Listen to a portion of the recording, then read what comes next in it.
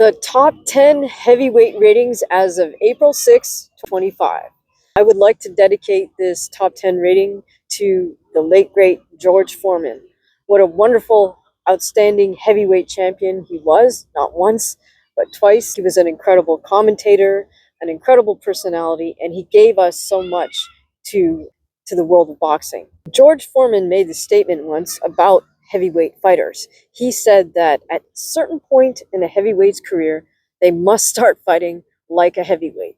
So that sounds a little obvious, but what does he mean by that? Well, my interpretation of fighting like a heavyweight means that heavyweight stands their ground, they really stand on their punches, and they throw their punches with wild abandon, which Foreman was known to do, and which he advocated. A heavyweight knows that if one of his punches lands, even if he's losing every second of every round up until the final round, with that one solid punch landing, he can change the course of the whole outcome of the fight, perhaps his life, which is exactly what George Foreman did with his short right hand, counterpunching Michael Moorer to KO Michael Moorer and regain the heavyweight crown. What an incredible feat.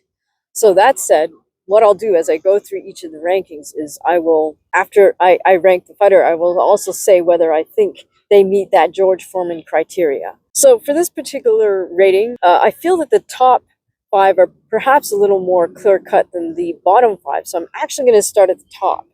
So clearly, number 1, or the champion, is none other than Alexander Usyk. He's beaten Fury decisively now. He's beaten Anthony Joshua twice. He holds 3 out of the 4 belts. He is not quite undisputed, but I mean, in lowercase undisputed, he is for sure the champion. That remains in place. I feel that Usyk has the right to call for whatever fight he wishes for next, whether that is to try to regain the 4th belt from Daniel Dubois, or if it's to take on another fighter, perhaps in a more intriguing matchup. Let's see what Turkey wants him to do, right? Okay, so champ is Usyk, number 1 slot behind Usyk. I think we still have to leave Tyson Fury there. Now, some folks would argue that perhaps Dubois surpasses Fury simply because Dubois holds a belt. I could see that argument, but the way I do the rankings is a fighter can't fall lower in his ranking unless somebody who's underneath him beats him. And in this case, Fury's only lost to Usyk. So until somebody in the lower part of the top 10 beats Fury, you can't move Fury out of that number 1 slot. So do I want to see Fury Usyk 3? I really don't. So I'm not moving him or keeping him in the number 1 slot as a mandatory. It's just where I feel he deserves to be ranked. It doesn't mean that somebody who's below Fury can't jump up to challenge Usyk. So now, having said that, does either Usyk or Fury fight like a heavyweight? According to the George Foreman criteria, actually, no, they do not. Usyk, in fact, has been successful because he doesn't try to fight like a heavyweight. Remember, he's a cruiserweight who built himself up to become a heavyweight. He comes from that very strong Eastern European amateur background, which is huge emphasis on footwork, head movement, pivoting, and putting punches together, as opposed to throwing hard bombs. That's probably verboten in that amateur boxing style. So that's not something that Usyk has as his strength, and he plays to his strength, which is to move and to box and to put his punches together well and to gauge distance very well. Does Fury fight like a heavyweight? No, he does not. Fury, although he does and can pack a punch, he fancies himself as a boxer, right? He likes to stick and move. He likes that showboaty style. But let's take a look at who's in the number 2 slot. And I think that goes to none other than Daniel Dubois, who's really seen a climb in the top 10 ratings over the past couple of years. I formerly had Anthony Joshua in that number 2 slot, but Dubois, by defeating Anthony Joshua, certainly takes that spot. He holds that IBF belt, and he's coming up off 2 decisive wins versus Filip Hrgović with a stoppage and versus Anthony Joshua with an incredible stoppage, 5th round. Now, Dubois fight like a heavyweight. Yes, he does throw those hard punches. He is willing to take a shot sometimes, but he is a heavyweight punching style fighter. Number 3, well, just mentioned it, but I think it has to still be Anthony Joshua. Now, some might argue that Joshua looked shot in his fight versus Daniel Dubois. Absolutely accurate. I think he did not look very good against Dubois. AJ's hand and foot coordination was not apparent. His footwork was terrible, and there just looks to be something a little bit off. Now, all of that said, simply because he had a bad loss doesn't mean I think I should move him further down in the rankings. Should he choose to continue, which I think he is, I hope he makes the adjustments he needs. Is it possible for him to make another run at Usyk? You know, he'd have to get at least one very good win in order to justify that. Now, does AJ fight like a heavyweight according to the George Foreman standards? Actually, yes, I think he does at times, even though it also does not favor him when he does so. In the number 4 slot, we have Joseph Parker.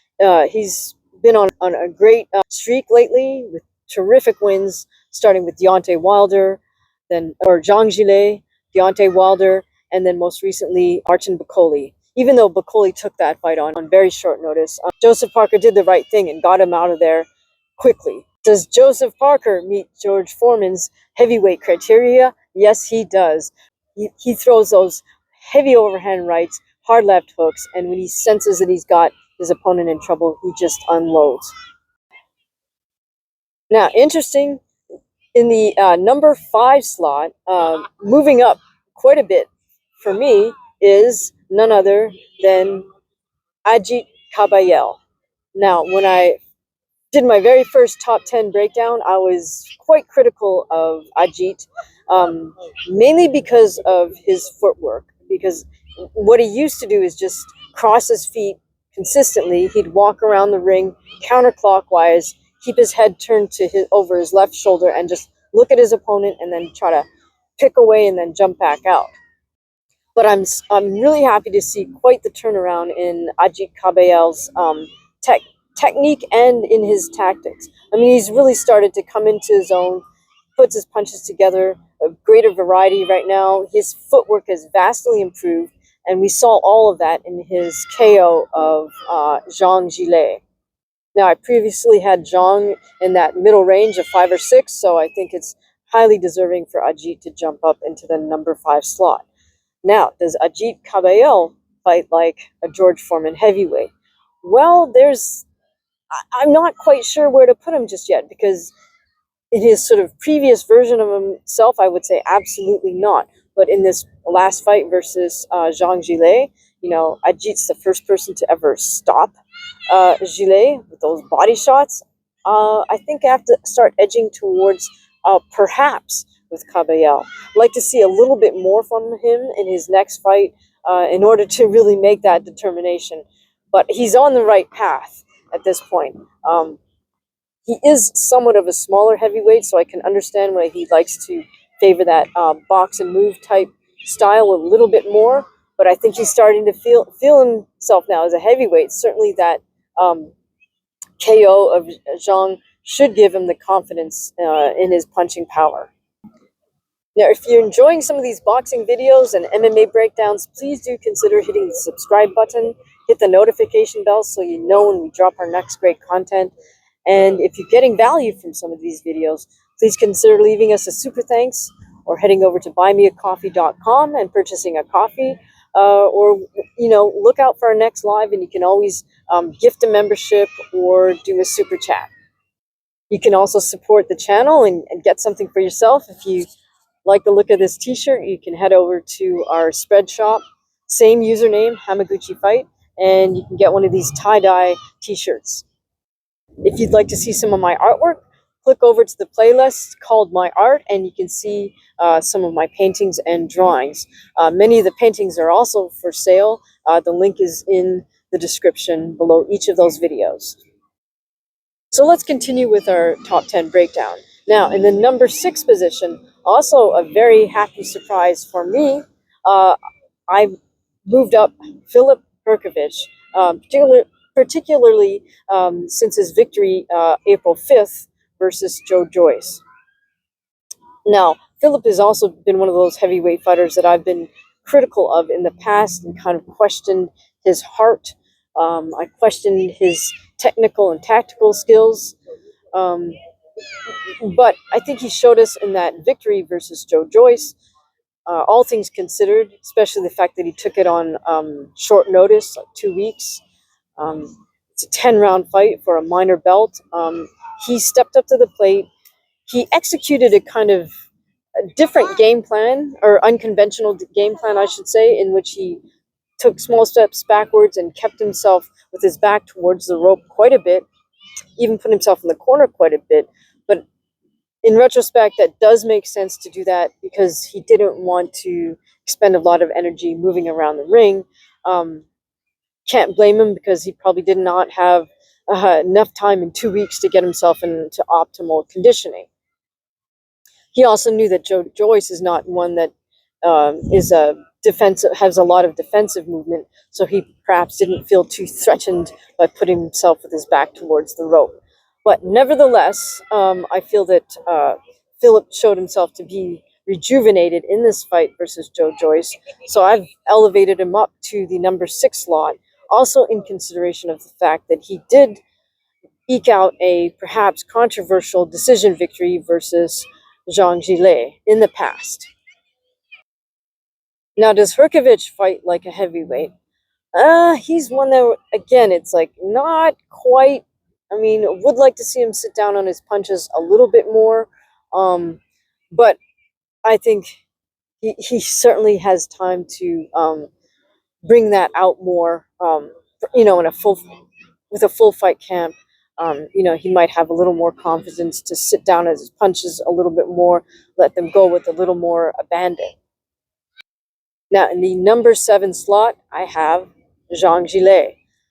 We could argue that perhaps he doesn't deserve to be in the top 10 anymore, simply because he suffered a KO loss against the Ajit Kabayel. But as I said before, I don't like to drop a fighter in the rankings any further down until somebody's beaten him, or her. So we'll just leave him at number 7, seeing he's now lost to both Ajit Kabayel and Filip Perkovic. The question is, what does Zhang want to do next? Is he ready to retire? I don't see him perhaps wanting or having more than a few more fights. So, in all fairness to him, I do think it's okay to leave him in the top 10. He can go out on a money making fight if he wishes to get matched up with another top 10 fighter. I don't think a title run is really in the cards for him at this point. But I mean, anything's possible, right? George Foreman did it. Maybe Jean Gillet can muster up some gumption and rally forth. But nevertheless, I think he's okay in the number 7 slot. Does Jean Gillet meet George Foreman's criteria of a heavyweight fighter? Yes, he does. He does throw heavy shots. He is very subtly technical at his best, but he is willing to throw those hard shots. So I would say yes. He does sit down on his punches. He doesn't try to float around the ring with his footwork. So yes, Jean Gillet is a George Foreman style heavyweight.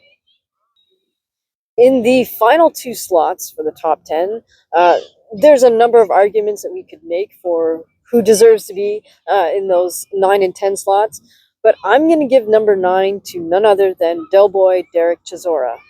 And that's because I think in his last fight versus Joe Joyce, he was the underdog, but he looked good, and he fought well, he fought hard.